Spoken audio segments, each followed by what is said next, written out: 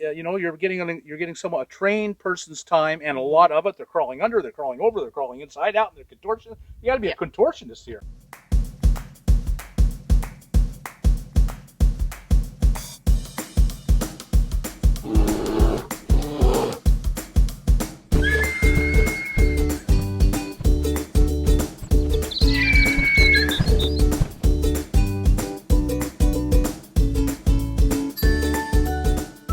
Hi everyone, welcome back to my next video. Today we are going to have another really great treat. Deb, who is an RV inspector, and my good friend Brian is going to share his RV, and we're going to do an inspection of the inside of Brian's rig. So we just finished an inspection of the outside, and you definitely got to have to go back and watch that because that's where most of the problems start, but not all. Some will be in the inside, and we'll go inside and look at them. So thank you, Deb, for sharing your knowledge and experience with us.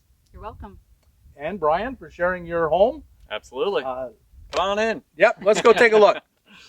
So first thing we're going to do is we're going to test the stove to see how it works. Okay, we want to make sure that we have the propane turned on, and we can see that that burner works.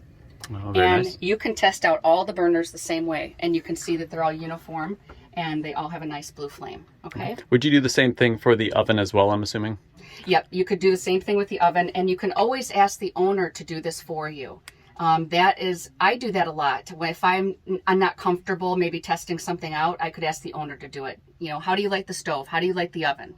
And, you know, how do you work the lights? I mean, you can ask them any question and have them help you. Very good. All right, so we've checked out the propane system. What would be the next thing that you would usually check out? So we could look around the walls and the ceiling, okay? You want to look for any kind of discoloration, any soft spots. You can just kind of go around the corners. You want to look in areas by doors, by windows, by any area where there's possible water, in bathrooms. And you can look like everything looks okay right here. I know that I did find one area over here, Brian, that has some discoloration. So that's something that you want to look for. And again, you can ask the owner about that, but that's a potential area where there's been water intrusion. Okay? All right, that's good. I mean, not good, but... Not good, but it is something that you want to look for. And so for something like that, assuming that we would... that would lead to the outside. So as long as you have the outside fixed, then that's as long as this doesn't continue to intrude. If they get it fixed right away, that's the best case scenario. Very so you good. always want to know what they did. If you find something, you want to know what they did to stop or resolve the situation. And then again, you can make a determination because you just don't know what's going on inside the walls. Very good. All right. And so now what would be the next thing that you'd usually check for? With an inspection, I check for so many things, but one of the most important things are life safety issues. So you want to know, do they have a smoke detector, a propane detector, carbon monoxide detector? And you want to make sure that those are up to date. So you can look for them, like I can see the smoke detectors right over here, and you can push the little button on there to see if it works. Yep. Yep. Ow. You can also unscrew it, or if you can find the date on there. That is important to note, that you want to change these things out. Like every 5 to 7 years, you want to change your alarms out. Is there a fire extinguisher? Oh, okay. There's a propane, or Yep. carbon monoxide is the white one. Okay, very good. So you want to, and you can usually, like I'm not familiar with this type right here. I haven't seen this type to take it off, but you can a lot of times remove these and look on the underside and you can find the date. This one it says August 13th, 2017. Okay. So you're running on like 5 years. Is that 5 years? That's the date. 2022. Yeah, and that's the date it started. Yep. Okay. So this is the date that this was purchased and put on the wall. So you want to kind of look at that. And again, it can be like every 5 to 7 years you want to replace these, but you can also test these out. They usually have a test button on here. And let's get that on there. Okay. So then you could test the carbon monoxide detector. Oh, very good. So, and then is there a fire extinguisher in here? Yeah, I have two of them. Okay. I'm a little embarrassed that one of them is kind of buried over here Okay. behind a skateboard.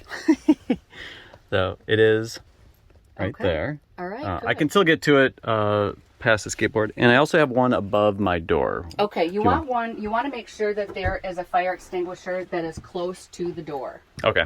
So that is important. So and you have two in here, so nothing wrong with that. That's up high? Oh, there it is. Okay, so there it is up there. So you always want to find these and check to make sure that they have them. They're huge life safety issues. All right, that's a good idea. The other thing, if there's fans in here, you can test them out and see if they work. So the next thing that we're going to test out is to see how the water works. So you can just simply turn on the faucet if the water pump is on. And again, you can ask the owner to turn on the water pump. And you can see that the water is working. Very good. You can do that with the sink, with the shower, with the toilet, and you can just kind of make sure that there's water pressure coming out. Now, when you do that, we want to make sure that we're not hooked up to shore power, right? Because that could give a false reading of some of those systems. No, the water pressure, well, okay, so there's two things. So if they're hooked up to shore power, when you're going to test the batteries, you want to make sure that they're not hooked to shore power, because then you can see if the 12-volt lights work. Gotcha. The water pump is also 12-volt, so that would also be included. But when you're testing out the water, you're, just looking to see that you're getting water out of there and that there's no leaks. Oh, so gotcha.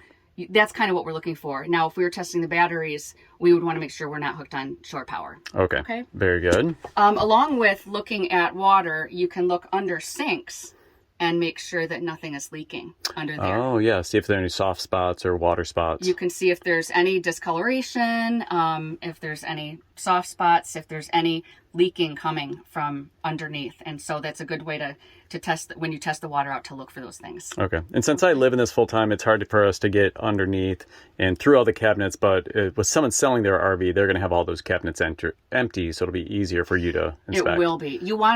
You do want to look in all the cabinets, because that's where some things are hidden. So open them up and kind of take a look inside. All right. Perfect. All right. And what would be next if we were doing the inside inspection? Walking along the floor and testing for soft spots. So one of the best ways to do that is take off your shoes and walk along the floor and see if you can feel any difference in it. Okay. Oh, yeah. Okay. So that is a big indicator that there is also water intrusion and rot going on. Gotcha. All right. That's a great idea. Yeah. We could get to where we're trying to run all the lights. You want to make sure that they work. Okay. So you can go through and you can find the little switches right here. Yep. Oh, there we go.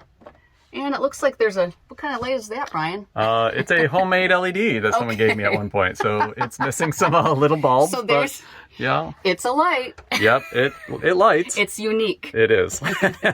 You'll find in a 12-year-old rig that I've, or something I've lived in for 12 years. 40-something-year-old rig, yeah, right? There's quirky things about it. Yeah. So you can go around and test all those lights, the 12-volt lights, and make sure that they work. If there was hot water, I know that you don't have hot water in here. Correct. But you could also test out and make sure the hot water works. That's something as an inspector that we do. So that's why an inspection takes so long. There's just a lot of things that we look at when we do the inspection, all the fine details of it. But for an overlook, you can have the owner come in and say, ask them, how do you turn on the water heater? And I just want to see how the hot water comes out and make sure it comes out to temperature. Okay. And how would you test the refrigerator? So the refrigerator, again, what kind of refrigerator do they have? Does it run on propane, 12-volt, electric? Is it a residential refrigerator? What we do in an inspection is we ask them to turn on the refrigerator 12 hours prior. And the reason we do that is because we bring in thermometers and we actually test the temperature of the refrigerator and freezer. So we're looking to make sure that it's at the correct temperature for where a refrigerator should be. You don't want your food to spoil and then you have a problem. So one of the other things, we want to make sure that when we're looking at the walls and we're looking at the ceiling, that we're going into those deep corners. So if you have like a cab over or something, you want to go up there and you want to look in all of those corners, because those are possible areas of water intrusion. You really want to check out the cubbies and the corners. That makes sense. Yeah, make sure that you're looking in all those areas. All right, very good. So in inspecting the window here, I can see this here. And there was prior water damage. See how there's cracks in here in the wood? So you want to ask the owner about that, how they repaired it. All that, and you don't really know what's going on the inside of it. but there's definitely been some water intrusion in those areas. Okay, so as I was walking into the bathroom, I did notice there was a slope in the floor. So coming from here down to here, there's a big slope here. So I'm not sure what is going on underneath here. It could just it could be, again, some water intrusion, some structural, damage underneath. We could take a look underneath as an inspector, and I could see if I find anything there. But what you want to do when you come into the bathroom is again, if there's a sink, you can turn on the faucets and you can check that. With the toilet, you can test out the toilet and see that the toilet works okay. And you can look in the cupboards, and you want to look at the windows. You just want to take a look at, all the different areas. Like if there's a bathtub or a shower, you want to look around those areas too, to see if you can see any discoloration, any orange, black, any kind of discoloration around an area where there's water. So the next thing that we want to look at is the battery bank. So sometimes they're on the inside and sometimes they're on the outside, depending on the type of batteries that they have or type of RV. So with Brian's batteries here, I'm taking a look and I'm looking visually at it just to see if there's any corrosion or anything, and I do not see any. You can ask the owner how old the batteries are. And now as an inspector, I use a voltmeter and I test out the volts for the batteries, and I do a lot more of an extensive look. But what you can do to see how the batteries are working is make sure that the RV is not hooked up to shore power, and simply turn on those 12-volt lights and see if it works. Because then you're going to be able to know, yes, the batteries are working. But make sure you ask the age on the batteries too, because they can work okay. But if the batteries are 5 years old and they're still working, you might be looking at replacing batteries coming up soon.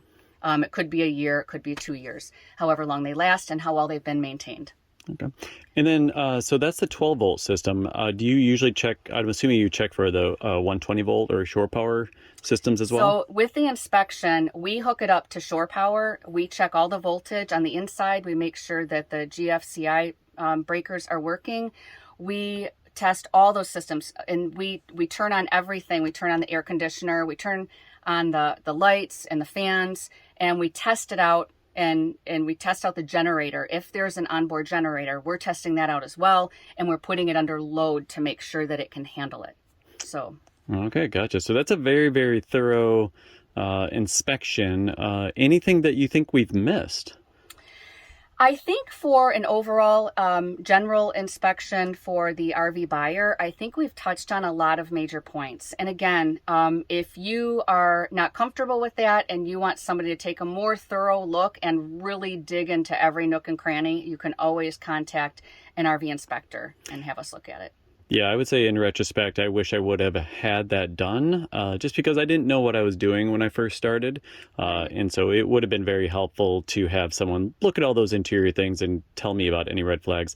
Even people that are just getting a brand new RV and they are at the dealership level and it's a fresh one, they sometimes have a lot of problems, a lot of things that aren't working. And sometimes if you take it off the lot, it takes forever to get the warranty repairs done.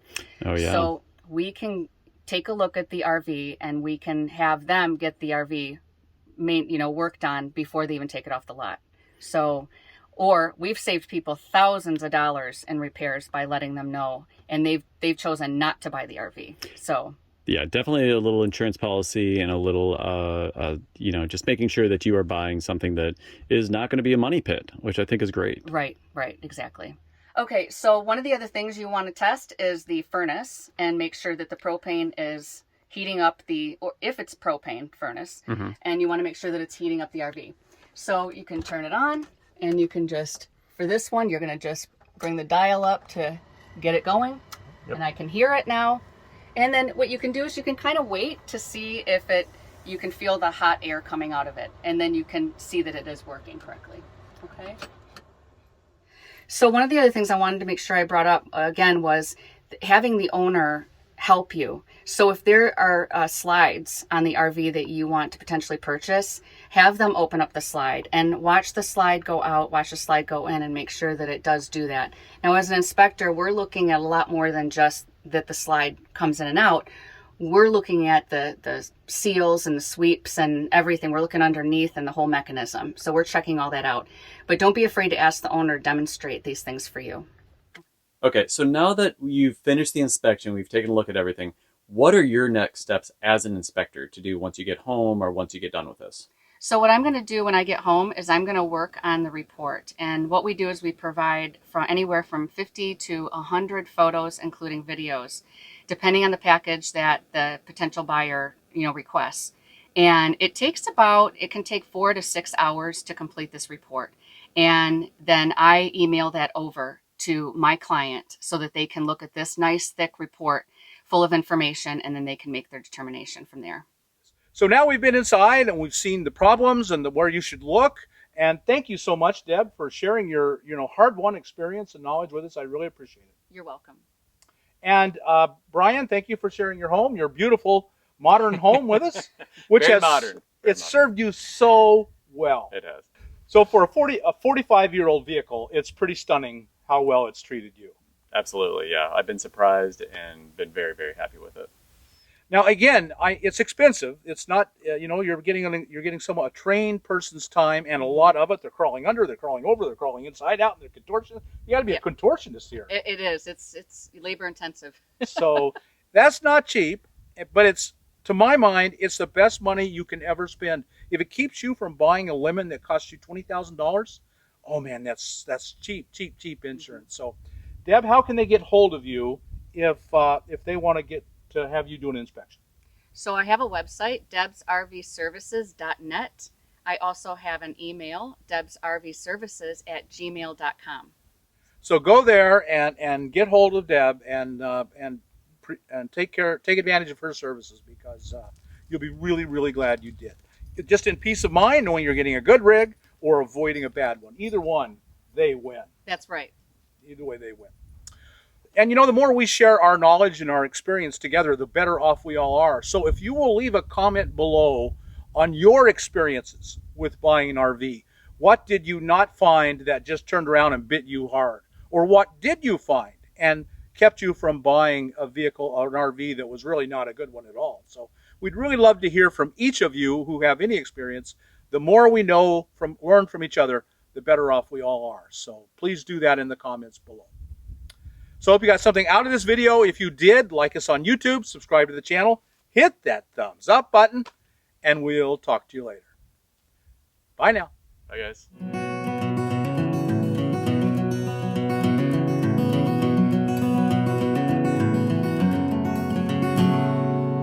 RV is flawless inside and beautiful. It's a perfect RV. Perfect RV. Buy it now. Not selling. Yeah. 20,000. I know, right? 20,000 take it. I know. There we go. If you are brand new to the road or would just like to see everything in one place, Bob is offering classes on Skillshare and Udemy.com. It's a comprehensive nomad course that has 5.5 hours of content spread out in 19 classes, with everything you need for your life on the road to make it the best possible experience it can be. Bob covers all the details, from solar and internet options to where to park and how to stay clean, working on the road, traveling on a budget, and so much more. So we hope you'll check it out, the ultimate crash course to living on the road, how you can afford a life of travel and adventure.